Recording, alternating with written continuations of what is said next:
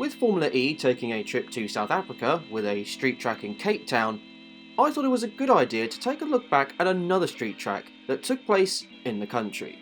This time though in the city of Durban, with a population of just under 3.5 million and one of the cities that hosted World Cup matches in 2010. However, from 2006 to 2008, a much different form of entertainment came to Durban. In fact, you could say an altogether different kind of World Cup came to Durban. It's time for my first look at A1GP, on this channel anyway. Now I feel it's best that we just get this part of the track out of the way first, because this was perhaps the part of the track that lived in the memories of people the most. It is of course Turn 1 and that hairpin. I mean, by yourself it's not the trickiest corner on the track at all. More on that later. However, the amount of issues that occurred at this corner is absolutely remarkable. The problem was that despite the fact it was one of the better overtaking opportunities on the track, the braking zone was somewhat slippery, as you can see in this particular instance. Also, notice in this still frame how the entry to Turn 1 is a fair bit wider than the exit of Turn 1. Suppose you enter the corner 3 wide and then try and stay 3 wide on the exit in cars which have subpar turning circles. It doesn't take a professor of biological studies to work out that that is not going to work. The thing is though, I wouldn't say this was a bad hairpin.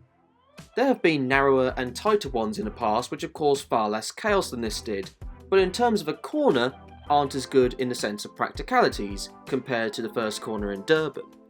You also can't blame the drivers to a certain degree for all of the carnage that occurred at that corner, because it is still a good opportunity to overtake, if done correctly. Perhaps some of the attempts at passing were on the ambitious side, however a good proportion of the mayhem that was caused there was because of trying to fit too many cars into too narrow a space on the exit. Anyway, that's enough of talking about this corner, especially because in my view there are other corners on this track which provided a much greater challenge from a driving perspective. In fact, let's head to the corner in question that I think is the hardest of the lot. Turn 3, heading into Turn 4. This is a horrible section of track from a challenge perspective. Turn 3 is a fast left-hander, however the corner that directly follows that is a reasonably tight hairpin, which you can't obviously go too quickly through. To scrub off the necessary speed, you have to brake fairly sharply midway through the fast left-hander, which in these Lola A1GP chassis made them very lively at the rear of the car. This was very prevalent in qualifying sessions, where every nanosecond of time matters, which led to drivers pushing very hard, and very often finding the limits.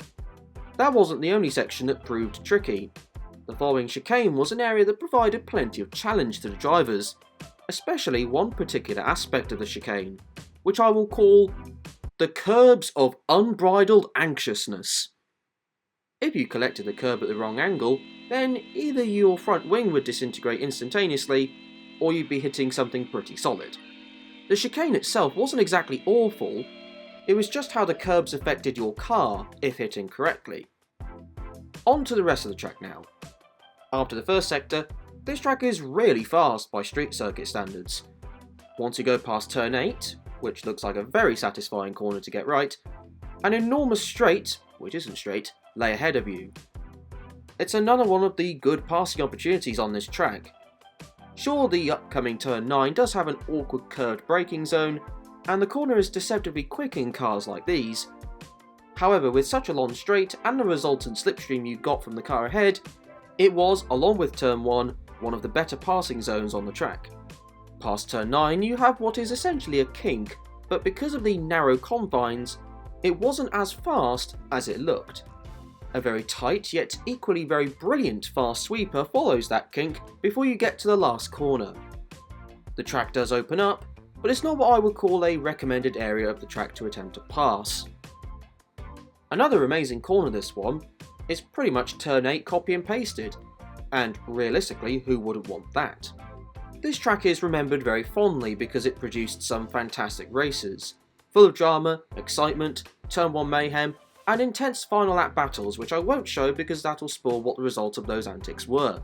However, I will link those races in the description so you can check them out, or indeed remind yourself of them in your own free time. I highly recommend it if you haven't seen them already. It also seemed to be a huge success with spectator figures.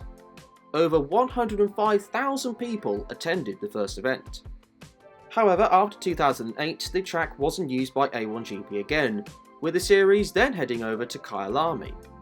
Talks were held with the FIA GT1 World Championship about hosting a race there for 2010 and then later 2011, on a slightly altered version of the track. That though never came to fruition. Racing would return in 2012 to Durban via the Top Gear Festival. However, after a time attack event in 2014, Durban streets have no longer been used in a racing capacity. That though doesn't mean racing hasn't been to Durban before. In 1988, a sports car race was held on a track that heavily utilised a dual carriageway as well as roads close to the Kings Park Stadium. It was only held for 1 year.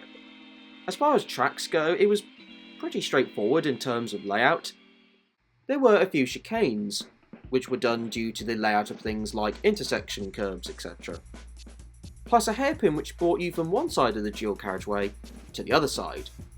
Despite some of the tarmac sections being quite narrow, the track did produce some pretty good racing, all things considered.